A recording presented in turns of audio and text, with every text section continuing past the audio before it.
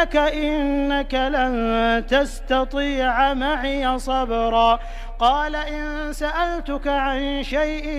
بعدها فلا تصاحبني قد بلغت من لدني عذرا. فانطلقا حتى إذا أتيا أهل قرية استطعما أهلها فأبوا أن يضيفوهما فوجدا فيها جدارا يريد أن ينقض فأقامه. قال لو شئت لاتخذت عليه أجرا. قال هذا فراق بيني وبينك سأنبئك بتأويل ما لم تستطع عليه صبرا.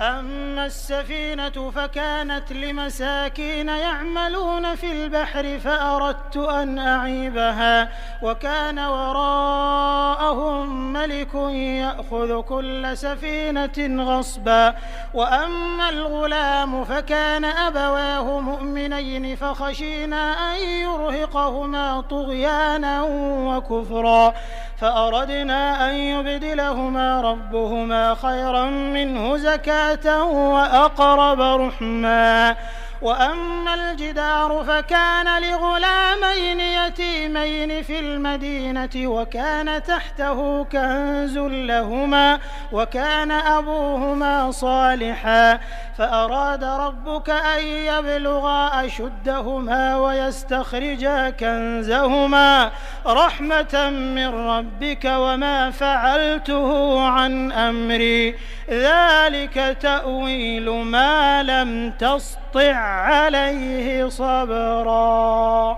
ويسألونك عن ذي القرنين قل سأتلو عليكم منه ذكرا. إنا مكنا له في الأرض وآتيناه من كل شيء سببا فأتبع سببا حتى إذا بلغ مغرب الشمس وجدها تغرب في عين حمئة ووجد عندها قوما قلنا يا ذا القرنين إما أن تعذب وإما أن تتخذ فيهم حسنا. قال أما من ظلم فسوف نعذبه ثم يرد إلى ربه فيعذبه عذابا نكرا. وأما من آمن وعمل صالحا فله جزاء الحسنى وسنقول له من أمرنا يسرا. ثم أتبع سببا حتى إذا بلغ مطلع الشمس وجدها تطلع على قوم لم نجعل لهم من دونها سترا. كذلك وقد أحطنا بما لديه خبرا. ثم أتبع سببا حتى إذا بلغ بين السدين وجد من دونهما قوما لا يكادون يفقهون قولا. قالوا يا ذا القرنين إن يأجوج ومأجوج مفسدون في الأرض فهل نجعل لك خرجا على أن تجعل بيننا وبينهم سدا. قال ما مكني فيه ربي خير فأعينوني بقوة أجعل بينكم وبينهم ردما. آتوني زبر الحديد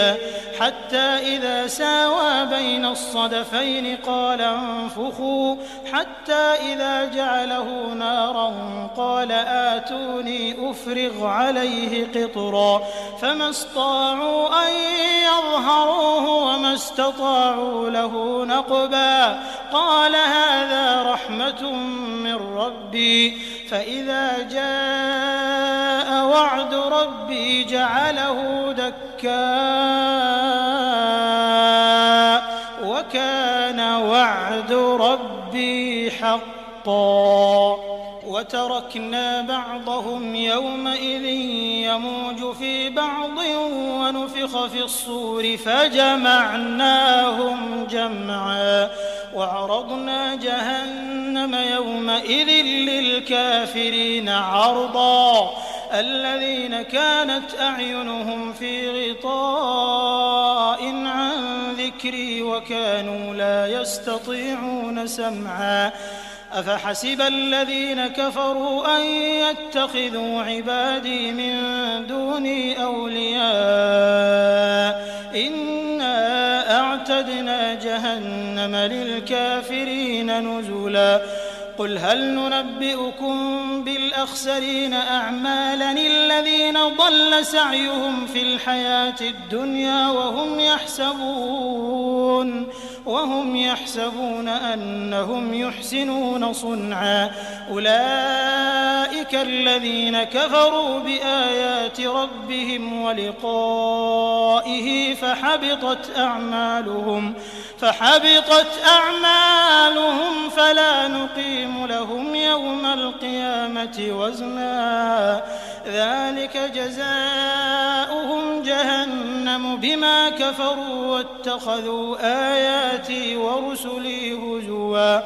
إن الذين آمنوا وعملوا الصالحات كانت لهم جنات الفردوس نزلا خالدين فيها لا يبغون عنها حولا قل لو كان البحر مدادا لكلمات ربي لنفد البحر قبل أن تنفد كلمات ربي ولو جئنا بمثله مددا قل إنما أنا بشر مثلكم يوحى إلي أنما إلهكم إله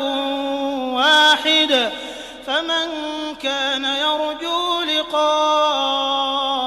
ربه فليعمل عملا صالحا ولا يشرك بعبادة ربه أحدا. بسم الله الرحمن الرحيم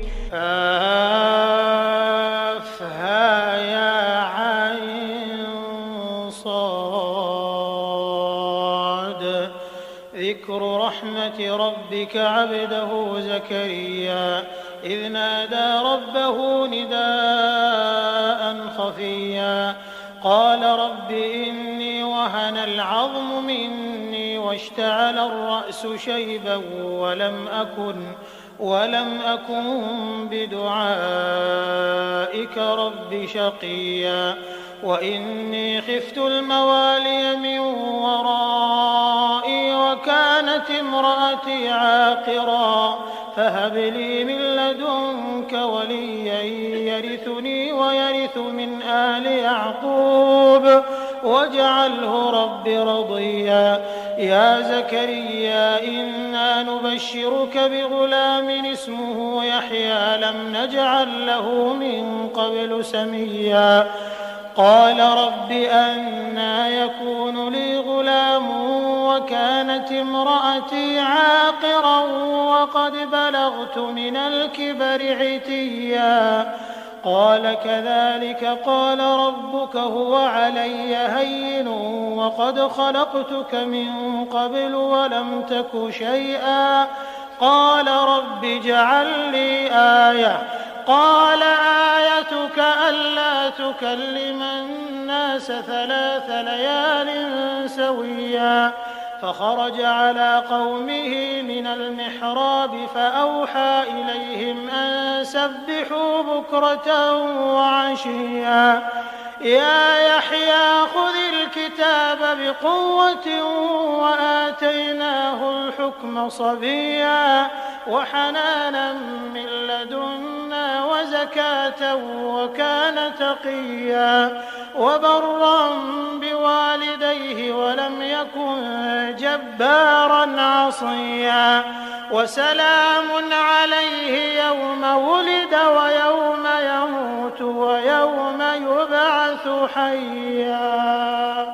واذكر في الكتاب مريم إذ انتبذت من أهلها مكانا شرقيا فاتخذت من دونهم حجابا فأرسلنا إليها روحنا فتمثل لها بشرا سويا قالت إني أعوذ بالرحمن منك إن كنت تقيا قال إنما أنا رسول ربك لأهب لك غلاما زكيا قالت أنى يكون لي غلام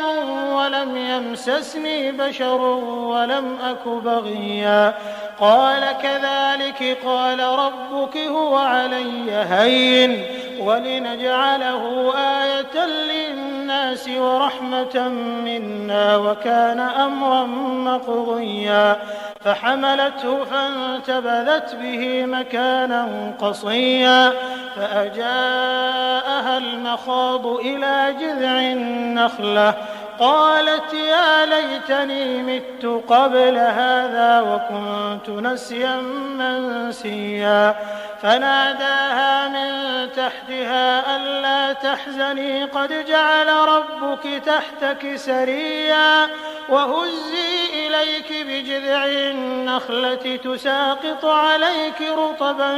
جنيا فكلي واشربي وقري عينا فإما ترين من البشر أحدا فقولي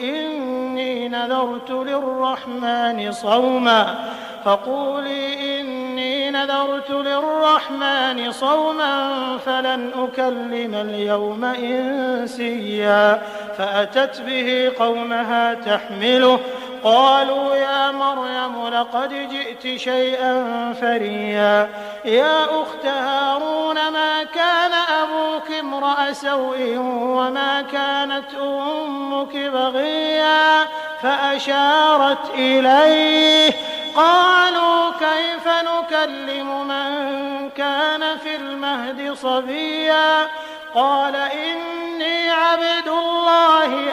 آتاني الكتاب وجعلني نبيا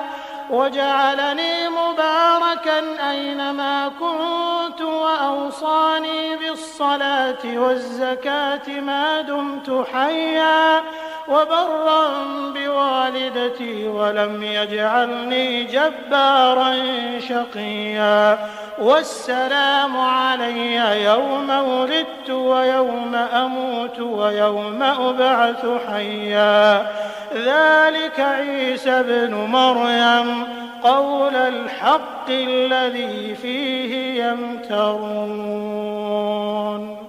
ما كان لله أن يتخذ من ولد سبحانه إذا قضى أمرا فإنما يقول له كن فيكون وإن الله ربي وربكم فاعبدوه هذا صراط مستقيم فاختلف الأحزاب من بينهم فويل للذين كفروا من مشهد يوم عظيم أسمع بهم وأبصر يوم يأتوننا لكن الظالمون اليوم في ضلال مبين وأنذرهم يوم الحسرة إذ قضي الأمر وهم في غفلة وهم لا يؤمنون إنا نحن نرث الأرض ومن عليها وإلينا يرجعون واذكر في الكتاب إبراهيم إنه كان صديقا نبيا إذ قال لأبيه يا أبت لم تعبد ما لا يسمع ولا يبصر ولا يغني عنك شيئا يا أبت إني قد جاءني من العلم ما لم يأتك فاتبعني أهدك صراطا سويا يا أبت لا تعبد الشيطان إن الشيطان كان للرحمن عصيا يا أبت إني أخاف أن يمسك عذاب من الرحمن فتكون للشيطان وليا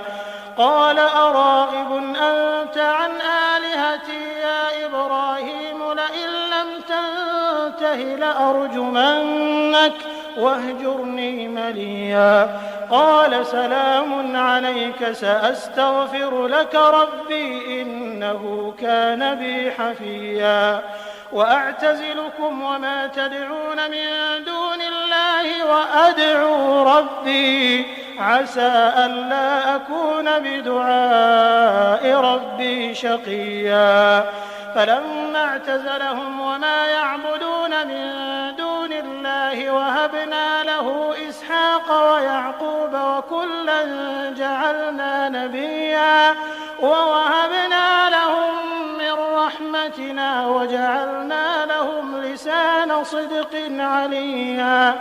واذكر في الكتاب موسى إنه كان مخلصا وكان رسولا نبيا. وناديناه من جانب الطور الأيمن وقربناه نجيا. ووهبنا له من رحمتنا أخاه هارون نبيا. واذكر في الكتاب إسماعيل إنه كان صادق الوعد وكان رسولا نبيا. وكان يأمر أهله بالصلاة والزكاة وكان عند ربه مرضيا.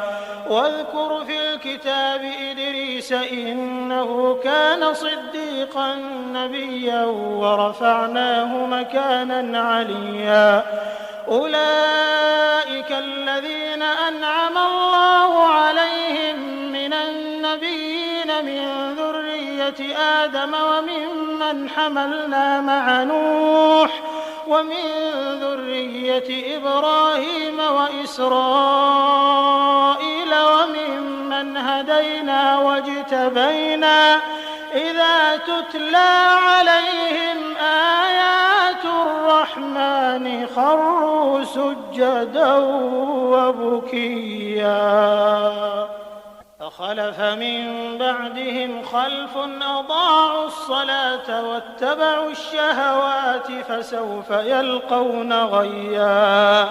إلا من تاب وآمن وعمل صالحا فأولئك يدخلون الجنة ولا يظلمون شيئا. جنات عدن التي وعد الرحمن عباده بالغيب إنه كان وعده مأتيا. لا يسمعون فيها لغوا إلا سلاما ولهم رزقهم فيها بكرة وعشيا. تلك الجنة التي نورث من عبادنا من كان تقيا. وما نتنزل إلا بأمر ربك له ما بين أيدينا وما خلفنا وما بين ذلك وما كان ربك نسيا. رب السماوات والأرض وما بينهما فاعبده واصطبر لعبادته هل تعلم له سميا.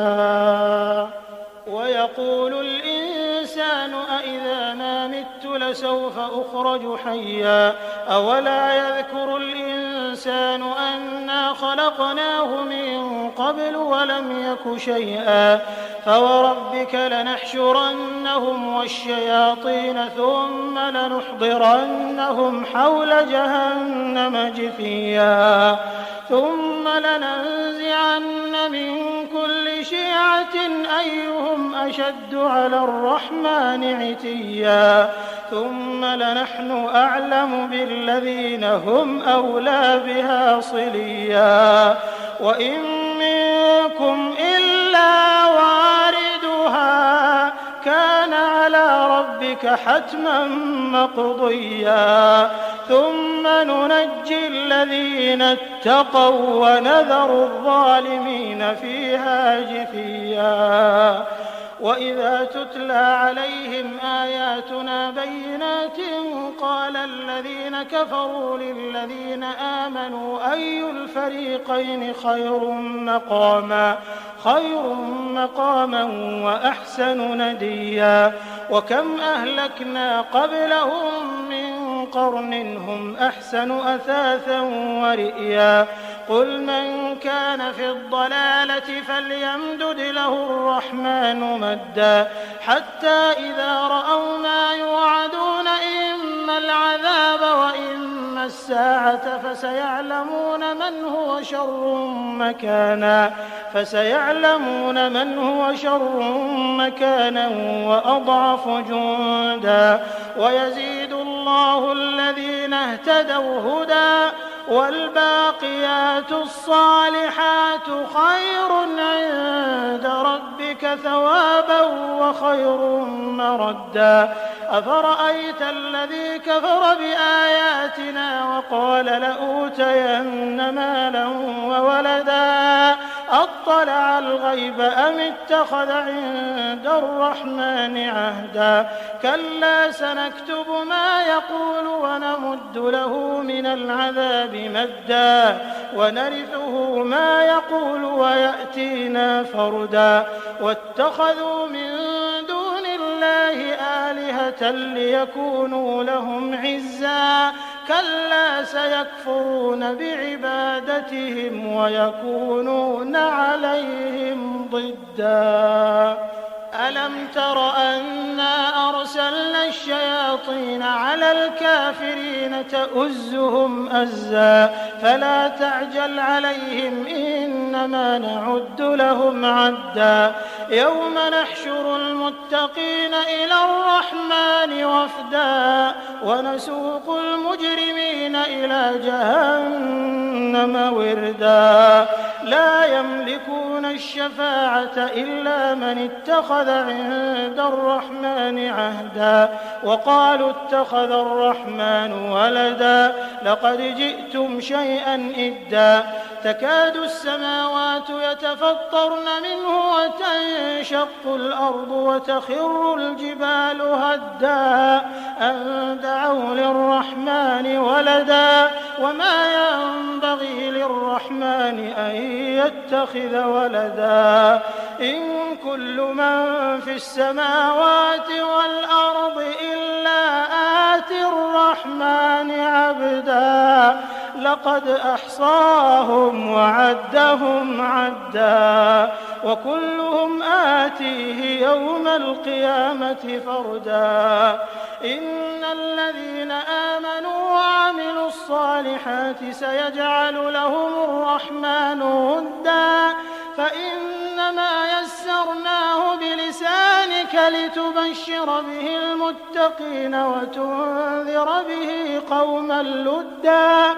وكم أهلكنا قبلهم من قرن هل تحس منهم من أحد أو تسمع لهم ركزا بسم الله الرحمن الرحيم طه ما أنزلنا عليك القرآن لتشقى إلا تذكرة لمن يخشى تنزيلا ممن خلق الأرض والسماوات العلى الرحمن على العرش استوى له ما في السماوات وما في الأرض وما بينهما وما تحت الثرى وإن تجهر بالقول فإنه يعلم السر وأخفى الله لا إله إلا هو له الأسماء الحسنى وهل أتاك حديث موسى إذ رأى نارا فقال لأهلهم كثوا إني آنست نارا لعلي آتيكم منها بقبس أو أجد على النار هدى فلما أتاها نودي يا موسى إني أنا ربك فاخلع نعليك إنك بالوادي المقدس طوى وأنا اخترتك فاستمع لما يوحى إنني أنا الله لا إله إلا أنا فاعبدني وأقم الصلاة لذكري إن الساعة آتية أكاد أخفيها لتجزى كل نفس بما تسعى فلا يصدنك عنها من لا يؤمن بها واتبع هواه فتردى وما تلك بيمينك يا موسى قال هي عصاي أتوكأ عليها وأهش بها على غنمي ولي فيها مآرب أخرى قال ألقها يا موسى فألقاها فإذا هي حية تسعى قال خذها ولا تخف سنعيدها سيرتها الأولى واضمم يدك إلى جناحك تخرج بيضاء من غير سوء آية أخرى لنريك من آياتنا الكبرى اذهب إلى فرعون إنه طغى قال رب اشرح لي صدري ويسر لي أمري واحلل عقدة من لساني يفقه قولي واجعل لي وزيرا من أهلي هارون أخي اشدد به أزري وأشركه في أمري كي نسبحك كثيرا ونذكرك كثيرا إنك كنت بنا بصيرا قال قد أوتيت سؤلك يا موسى ولقد مننا عليك مرة أخرى إذ أوحينا إلى أمك ما يوحى أن اقذفيه في التابوت فاقذفيه في اليم فليلقه اليم بالساحل يأخذه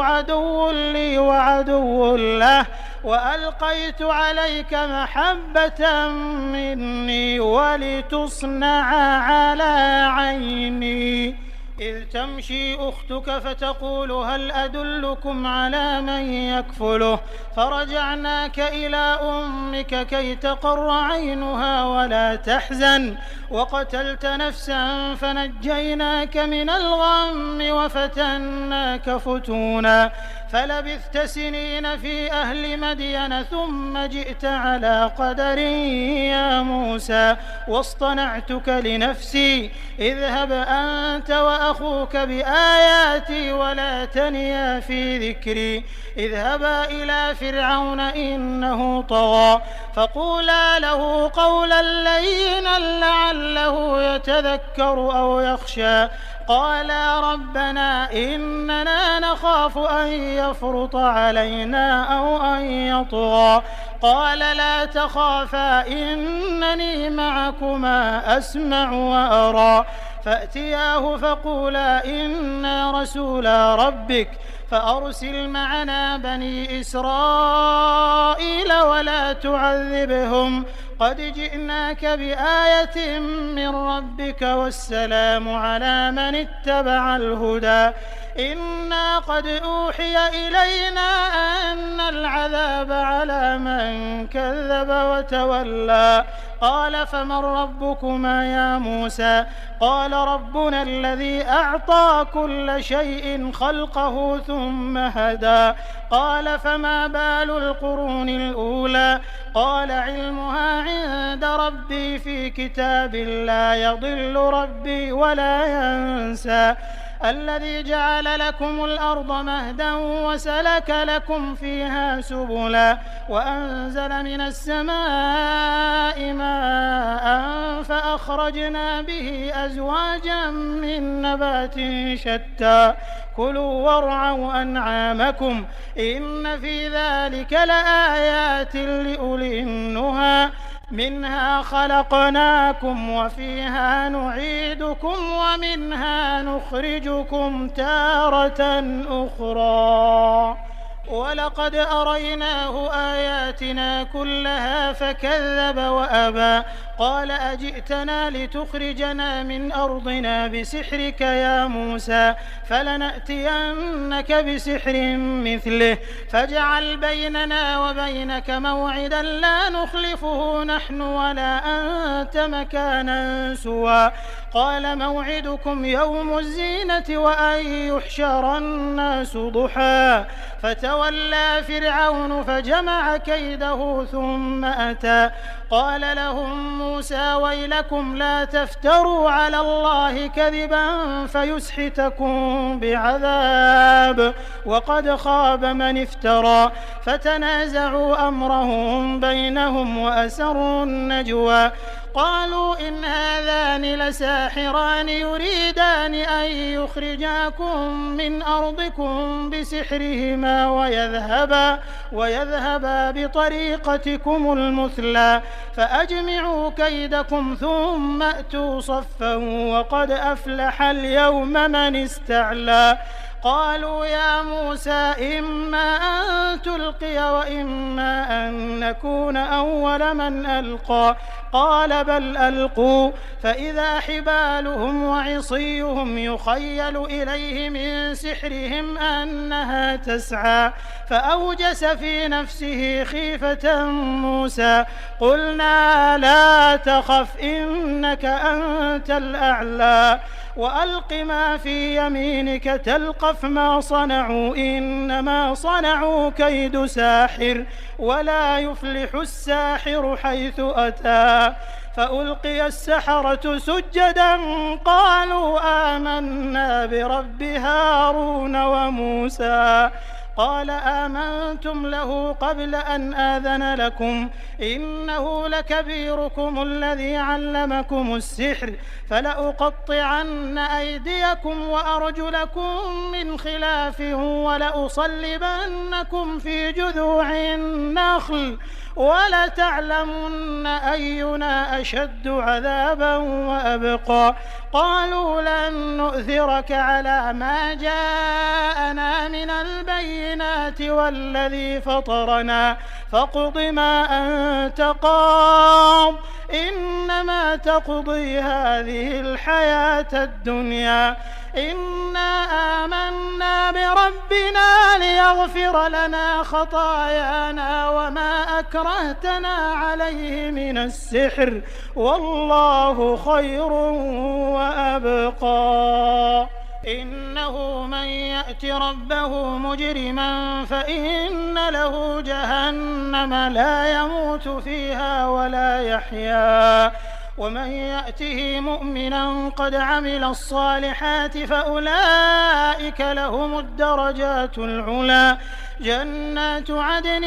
تجري من تحتها الأنهار خالدين فيها وذلك جزاء من تزكى ولقد أوحينا إلى موسى أن أسر بعبادي فاضرب لهم طريقا في البحر يبسا لا تخاف دركا ولا تخشى فأتبعهم فرعون بجنوده فغشيهم من اليم ما غشياهم وأضل فرعون قومه وما هدى يا بني إسرائيل قد أنجيناكم من عدوكم وواعدناكم جانب الطور الأيمن ونزلنا عليكم المن والسلوى كلوا من طيبات ما رزقناكم ولا تطغوا فيه فيحل عليكم غضبي ومن يحلل عليه غضبي فقد هوى وإني لغفار لمن تاب وآمن وعمل صالحا ثم اهتدى وما أعجلك عن قومك يا موسى قال هم أولئك على أثري وعجلت إليك رب لترضى قال فإنا قد فتنا قومك من بعدك وأضلهم السامري فرجع موسى إلى قومه غضبان أسفا قال يا قوم ألم يعدكم ربكم وعدا حسنا أفطال عليكم العهد أم أردتم أن يحل عليكم غضب من ربكم فأخلفتم موعدي قالوا ما أخلفنا موعدك بملكنا ولكننا حملنا أوزارا من زينة القوم فقذفناها فكذلك ألقى السامري فأخرج لهم عجلا جسدا له خوار فقالوا هذا إلهكم وإله موسى فنسي أفلا يرون ألا يرجع إليهم قولا ولا يملك لهم ضرا ولا نفعا ولقد قال لهم هارون من قبل يا قوم إنما فتنتم به وإن ربكم الرحمن فاتبعوني وأطيعوا أمري قالوا لن نبرح عليه عاكفين حتى يرجع إلينا موسى قال يا هارون ما منعك إذ رأيتهم ضلوا ألا تتبعني أفعصيت أمري قال يا ابن أم لا تأخذ بلحيتي ولا برأسي إني خشيت أن تقول فرقت بين بني إسرائيل ولم ترقب قولي قال فما خطبك يا سامري قال بصرت بما لم يبصروا به فقبضت قبضة من أثر الرسول فنبذتها وكذلك سولت لي نفسي قال فاذهب فإن لك في الحياة أن تقول لا مساس وإن لك موعدا لن تخلفه وانظر إلى إلهك الذي ظلت عليه عاكفا لنحرقنه ثم لننسفنه في اليم نسفا إنما إلهكم الله الذي لا إله إلا هو وسع كل شيء علما كذلك نقص عليك من أنباء ما قد سبق وقد آتيناك من لدنا ذكرا من أعرض عنه فإنه يحمل يوم القيامة وزرا خالدين فيه وساء لهم يوم القيامة حملا يوم ينفخ في الصور ونحشر المجرمين يومئذ زرقا يتخافتون بينهم إن لبثتم إلا عشرا نحن أعلم بما يقولون إذ يقول أمثلهم طريقة إن لبثتم إلا يوما ويسألونك عن الجبال فقل ينسفها ربي نسفا فيذرها قاعا صفصفا لا ترى فيها عوجا ولا أمتا يومئذ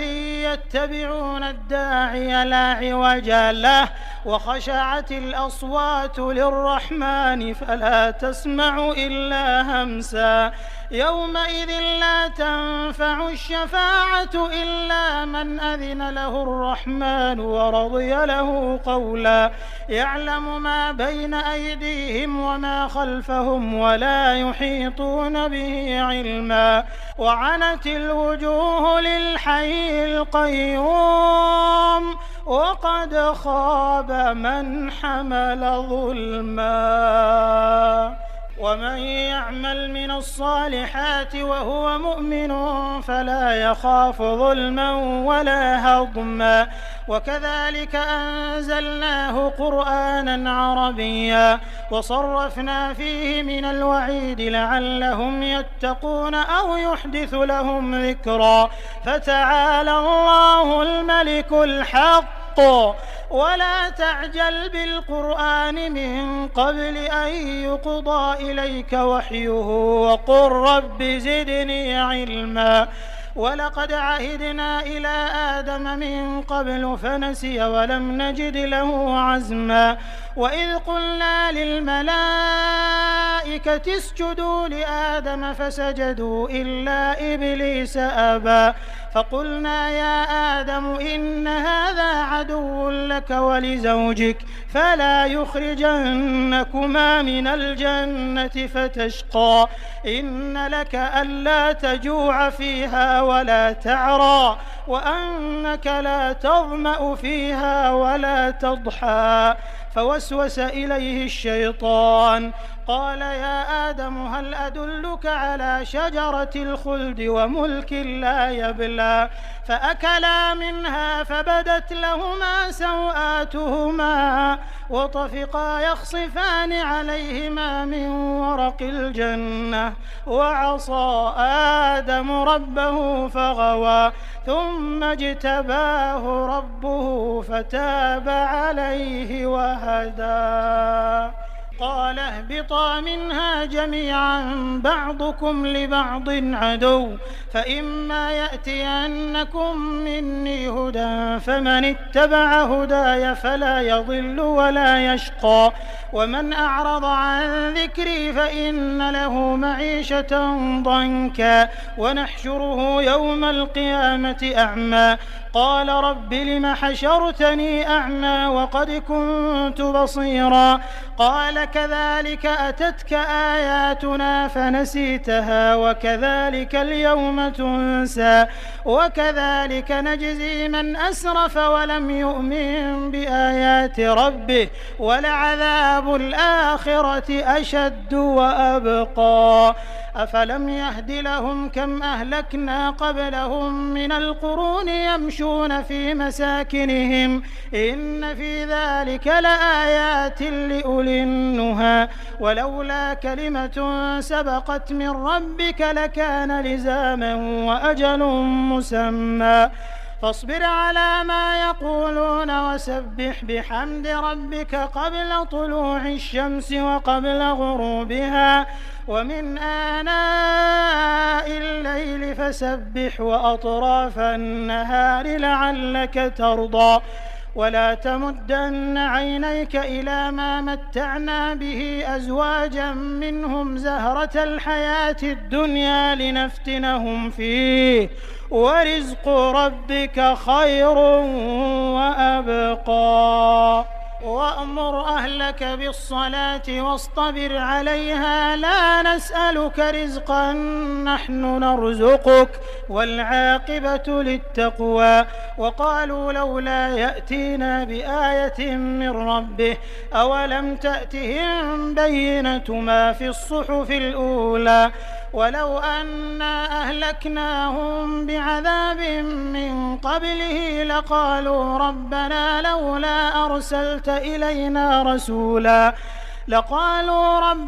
لولا أرسلت إلينا رسولا فنتبع آياتك من قبل أن نذل ونخزى قل كل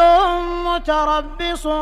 فتربصوا فستعلمون من أصحاب الصراط السوي ومن اهتدى.